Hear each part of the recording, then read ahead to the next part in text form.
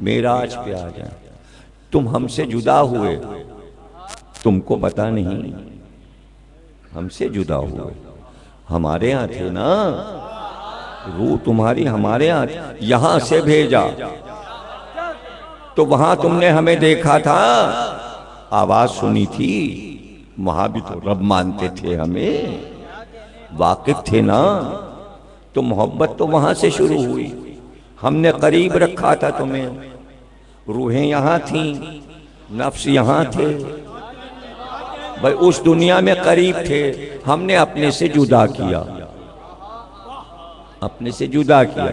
यानी आदम जन्नत में थे, जन्नत से निकाल दिया, आदम अल्लाह से जुदा हो गए। अब समझ में आई बात? तो रूहें भी यहां उतर गई, नफ्स भी आ गए, जिस्म भी बन गए, मादा भी बन गया। लेकिन वादा करो मोहब्बत में तो नहीं कमी करोगे? क्या दूरी से मोहब्बत तब्दील हो जाएगी? क्या दूरी में हमें भूल जाओगे? नहीं, हम तो चाहते हैं मोहब्बत बाकी रहे, हमसे मोहब्बत करना। मोहब्बत कैसे होगी जब तक इजहार इश्क नहीं करोगे? इजहार इश्क हो नहीं सकता। इश्क के लिए शर्त है हुस्न की, हुस्न है तो इश्क है, और अगर इश्क है तो इश्क का सबूत क्या है? इश्क का सबूत यह है कि हुस्न के लिए जुदाई में तड़पा जाए, करवटें ली जाएं, और इतनी ज्यादा शिद्दत बढ़ जाए कि यादें हुस्न में, इश्क में तड़प कर दिनों रात गुजरें, और इतनी शिद्दत से दर्द उठे यादें हुस्न में कि तड़प तड़प के रोया जाए। अब इसलिए हमने तुमसे कहा इबादत हमें वो कबूल है जो अश्कों के साथ हो। तुमने हमें देखा नहीं तो तुम इश्क कैसे करोगे?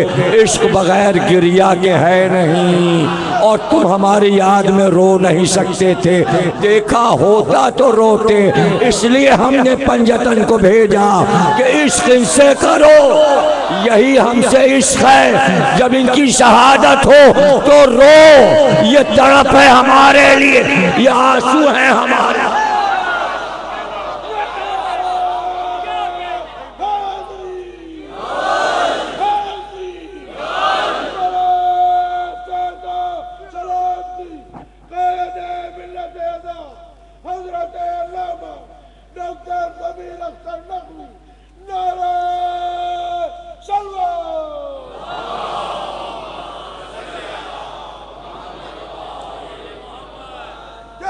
रो, ये रोना हमारे लिए। अब फिर एक सवाल करते हैं, यहां पर तकरीर को रोक के आपसे एक सवाल करते हैं, और मैं ये इस तरह से आपसे तकाजा करता हूं कि जहन पर जोर दें। क्या? अल्लाह कहते हैं मैं कादिर मुतलक हूं। कादिर मुतलक के मानी 1000 बार समझाऊं और 1000 बार समझिए, यानी हर चीज पे कुदरत है, मुझे हर चीज पे, और मैं मजबूर नहीं हूं, मैं आजिज नहीं हूं, मैं परेशान नहीं हूं, मैं दुनियाएं बना के थका नहीं। जब तुम कहूं एक नई दुनिया बन जाए, कादिर मुतलक हूं। कादिर मुतलक किसी काम का मोहताज नहीं कि ये करूं ये काम हो तो वो काम होगा। फिर वो रब नहीं है, फिर वो रब नहीं है। तो दुनिया बनाने की क्या जरूरत पड़ गई?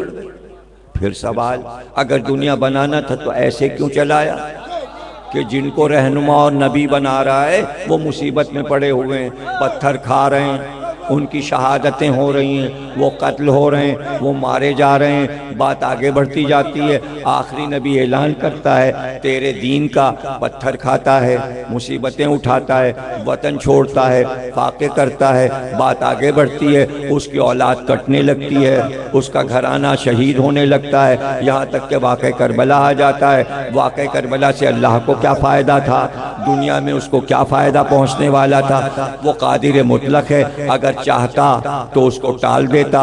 जब वक्त आया था कहता हुसैन कोई तुम्हें कत्ल नहीं कर सकता, मैं कुदरत रखता हूँ, मैं तुम्हारे कातिल को मार डालूंगा, तुम्हारे दुश्मनों को फना कर दूंगा, हुसैन मैं तुम्हें बचा लूंगा। अल्लाह ने सैकड़ों मौजिज़े दिखाए। शब हिजरत 40 पहलवानों ने तय किया था मोहम्मद को कत्ल कर देंगे, तो अक्सरियत एक को कत्ल कर सकती है। अल्लाह ने कहा क्या मजाल ये तुम्हें कत्ल कर सके, यानी हम यहाँ करबला बनने नहीं देंगे, हम तुम्हें ले जाएंगे और इनको अंधा कर देंगे। कादिर मुतलक तो लश्कर यजीद को अंधा कर देता, उन्हें नजर ही ना आता क्या ये हुसैन है।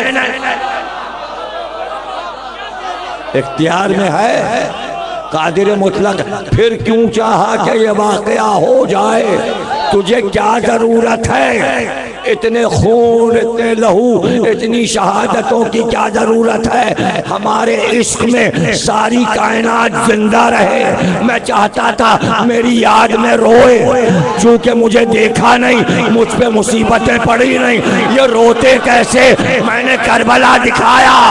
रो मुसीबत हुसैन की मेरे लिए।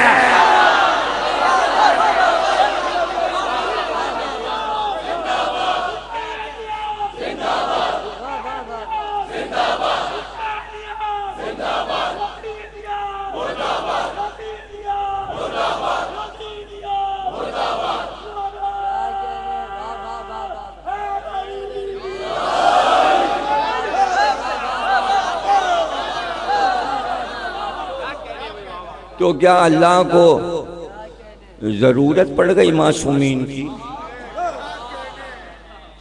जरूरत वहां पड़ती है जहां गैर हो। फिर समझिएगा, यानी मैं नाचार हूं, मजबूर हूं, तो मैंने अपने पड़ोसी से पैसे मांगे, मुझे जरूरत है, मुझे 10,000 दे दो। गैर से मांगे, गैर से मांगे, गैरियत में मांगा और अपनाइयत में। अगर माँ बीमार है, जो है वो माँ पे लुटा दो, इसलिए कि माँ अपनी है। सारी मखलूक जिसे खल्क किया वो अल्लाह की गैर थी और नूर मोहम्मद अपना था।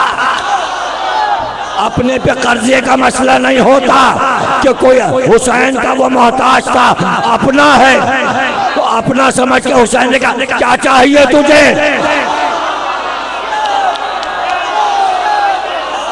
आप अगर अपनी माँ के लिए कुछ कर रहे हैं वो एहसान नहीं है, आप पे फर्ज है, आपको करना है, इसलिए कि माँ है। हुसैन अल्लाह का हिस्सा है, अल्लाह कुछ चाहे तो हुसैन कहेंगे ये कोई कर्जा नहीं है, बस तेरे लिए।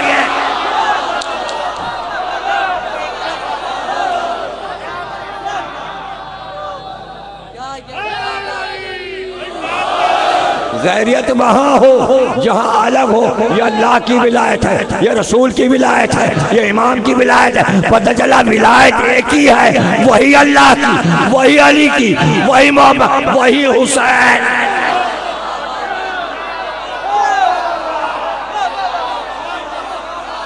सबको मिल के काम करना है। जहाँ जिसकी ज़रूरत थी, जहाँ सरकार रिसालत की ज़रूरत थी, काम हो गया।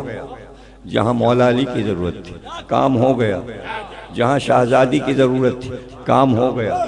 जहाँ इमाम हसन का काम था, काम हो गया। अब जहाँ हुसैन का काम, हुसैन का काम, भाई हुसैन का काम बहुत बड़ा है। अब ना समझे दुनिया तो ना समझे, इसलिए कि जो 1,24,000 अंबिया काम कर रहे थे, आखिरी दौर में उसे कामयाबी के ऐलान के साथ खत्म करना था काम को।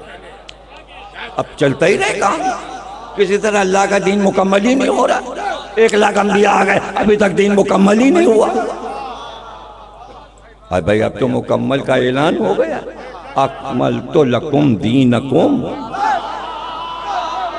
अब इसके बाद कौन सा काम है? तकमील तो हो गई, तो कोई काम बाकी है। क्या बाकी?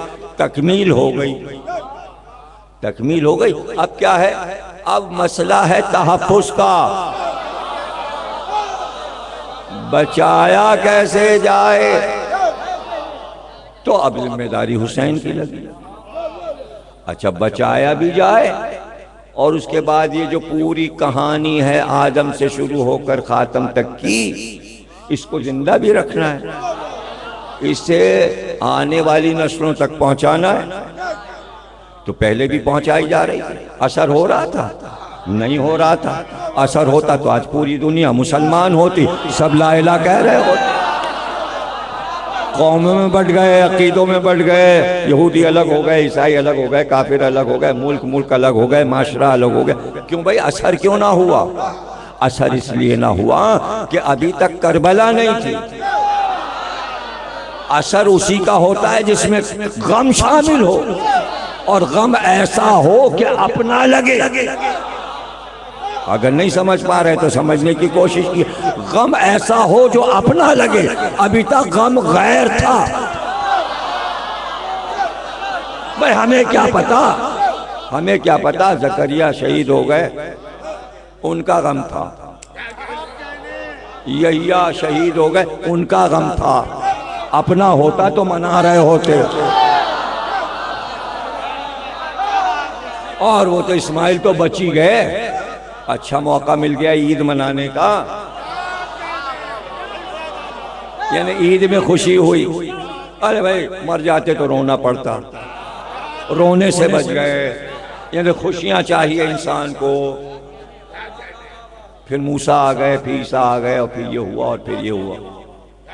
सब खुशियों में सारा दौर गुजर गया, इसलिए मस्त हो गए। खुशी में सब मस्त हो जाते हैं। पैगाम फिर वहीं रुका रह गया, आगे तो नहीं बढ़ा। इन खुशियों ने क्या फायदा?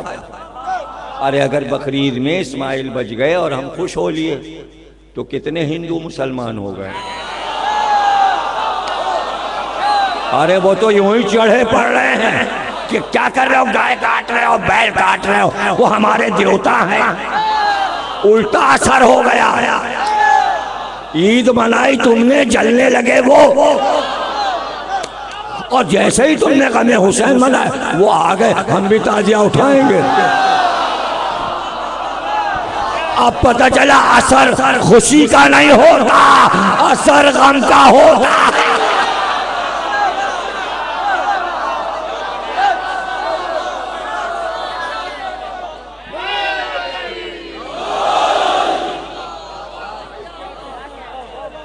भाई गम का असर क्यों होता है? इसमें राज क्या है? क्यों गम पर मबनी अपने दीन को रखा, खुशी से दूर रखा, गम से करीब रखा? इसलिए कि अजल से गम था, तुमको अपने से जुदा किया था। ये गम कम है? आदम जन्नत से निकाले गए और रोते रहे, उनके लिए ये गम कम है? जन्नत से निकलना कोई ईद है? तो आदम के नाम पे कौन सी ईद होगी? कश्ती नूह की खत्म हो गई, छुप गई, उस पे कौन सी ईद होगी? मूसा ने अगर असा को सांप बना दिया, उस पे कौन सी ईद होगी? ये आशूर के दिन सारे ईदों के लिखने का मकसद क्या है? और आशूर के दिन रोजा रखने का मकसद क्या है? इसलिए कि रोजा तो खुशी में माना जाता है। रोजा तो मन्नत है, मन्नत खुशी में मानी जाती है। ये काम हो जाए तो ये काम करूंगा, ये काम हो जाए तो ये काम करूंगा। तो मन्नत मानी थी बनी उमैया ने, हुसैन का सर काटा जाए तो रोजा रखेंगे।